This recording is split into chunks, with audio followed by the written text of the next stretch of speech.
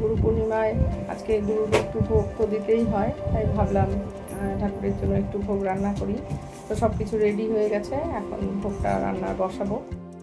এই তো সবার আগে সবজি টবজি সব কিছু কেটে আমি সব কিছু গুছিয়ে নিয়েছি।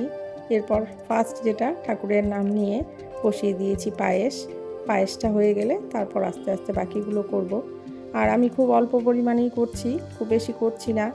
কারণ হলো আমার মেয়ে অসুস্থ, জানো, ওর দিকে নজর দিতে হয়। আর এদিকে দেখো পায়েসটা করে নিচ্ছি ফার্স্ট, তারপর আস্তে আস্তে খিচুড়ি করবো। বারবার কারেন্টটা চলে যাচ্ছে, যেহেতু ইন্ডাকশানে করছি, কারেন্ট চলে গেলে ইনভার্টারে তো চলবে না, বারবার অফ করতে হচ্ছে, এত ঝামেলা হচ্ছে। পায়েস করার সময় আমি সবসময় মিল্ক পাউডার ইউজ করি, আর নয়তো কনডেন্সড মিল্ক। তাতে কি হয়, বেশিক্ষণ দুধটা জাল করতে হয় না। আর এখন যেহেতু খেজুরের গুড় পাওয়া যায় না, পাটালি গুড় পাওয়া যায় না, তাই আমি সবসময় গুড়ের বাতাসা দিয়েই পায়েসটা করার চেষ্টা করি। তো দেখলে পায়েসটা হয়ে গেছে, এখন খিচুড়িটা বসাবো। তার আগে বাদামটা ভেজে নিলাম, আর ডালটাও ভেজে নেব। আর তার আগে যেটা করে নেব সেটা হলো একটু চাটনি। কদিন থেকেই অনেক পর পুজো যাচ্ছে, আমরা ঘুরে আসার পর থেকেই প্রত্যেক দিনই কিছু না কিছু পুজো থাকছে। আর আমার তো জানোই, সংসারের সমস্ত কাজ গুছিয়ে তারপর পুজোর আয়োজনটা করতে হয়। তার জন্য আমার পুজোটা করতে অনেকটাই দেরি হয়ে যায়। কারণ হাজব্যান্ড অফিস যায়, ওর অফিসের রান্না সব কিছু করে তারপরেই আমি পুজোর ঘরে আসি, কারণ ওর সকালবেলা প্রয়োজন সব কিছু। তার জন্য আমি আগেই পুজো করে তারপর অন্য কিছু করতে। আর ইন্ডাকশান যেহেতু একটাই ইন্ডাকশানে রান্না হচ্ছে, তার জন্য আস্তে আস্তে সব হয়েছে, তো অনেকটাই সময় লেগেছে। আমার যদিও গ্যাস আছে, কিন্তু গ্যাসের ওভেন আবার কে লাগিয়ে দেবে, কি করবে, ওর জন্য আমি আর সেটা বের করিনি। আমি একটা ইন্ডাকশানেই আস্তে আস্তে রান্না করি। এদিকে হাজব্যান্ড অফিস গেছে, আর বড় মেয়েও আবার ডাক্তার দেখাতে যাবে, তার জন্য ওরও শরীরটা ভালো না।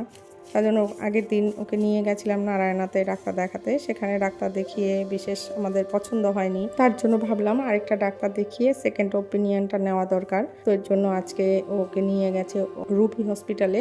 আর রুবিটা তো জানোই, বারাসাত থেকে রুবি হসপিটালটা কিন্তু অনেকটাই দূরে। আমারও যাওয়ার কথা ছিল, কিন্তু যেহেতু পুজো ছিল বলে আমি আর যাইনি। ওর বাবার আগেই কাজ ছিল, বিকাশ ভবনে গেছে, সেখান থেকে মেয়েকে নিয়ে, মেয়ে পরে গেছে, মেয়েকে নিয়ে তারপর একবারে হসপিটালে যাবে।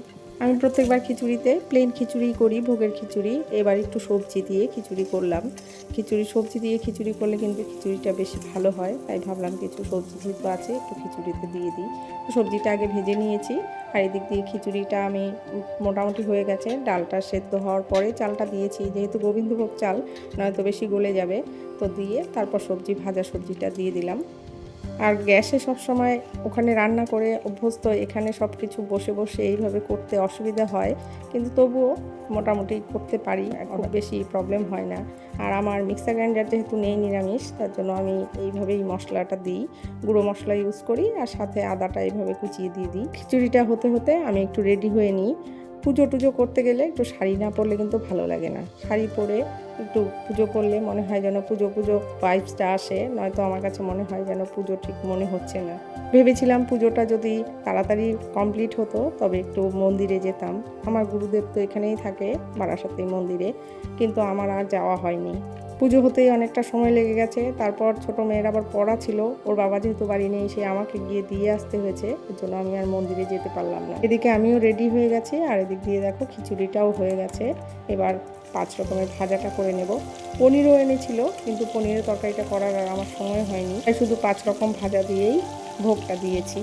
এদিকে আমার রান্নাবান্না কমপ্লিট হয়ে গেছে, সব কিছু সাজিয়ে নিয়েছি, কিন্তু সব কিছুই আর ভিডিও করা হয় না। পুজো করতে গেলে দেখবে পুজোর ভিডিও করা সবথেকে বেশি কঠিন, কারণ পুজোর ভিডিও করতে গেলে কিন্তু অনেকটাই অমনোযোগী হয়ে যেতে হয়, ভিডিওর দিকে নজর দিতে হয়। তার জন্য সবসময় পুজোর ভিডিও করতে ভালো লাগে না, আবার না করলেও ভালো লাগে না, কারণ আমার পুজোর ভিডিওই ভাইরাল, তার জন্য আমার পুজোর ভিডিও তো করতেই হবে। তো এই দেখো আমার গুরুদেবকে আমি মালা পরিয়ে দিলাম, আর এই পাশে যে আছে সেটা হলো আমার শাশুড়ির গুরুদেব আর গুরুমা।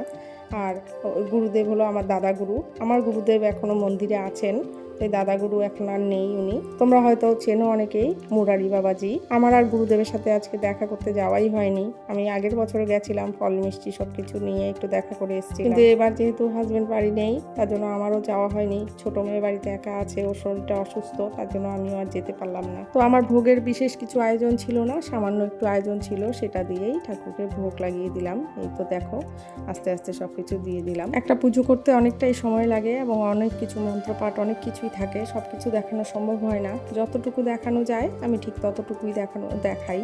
এবার আমি আস্তে আস্তে ঠাকুরদের সমস্ত মন্ত্রপাঠ করে ফুল সব কিছু অর্পণ করব।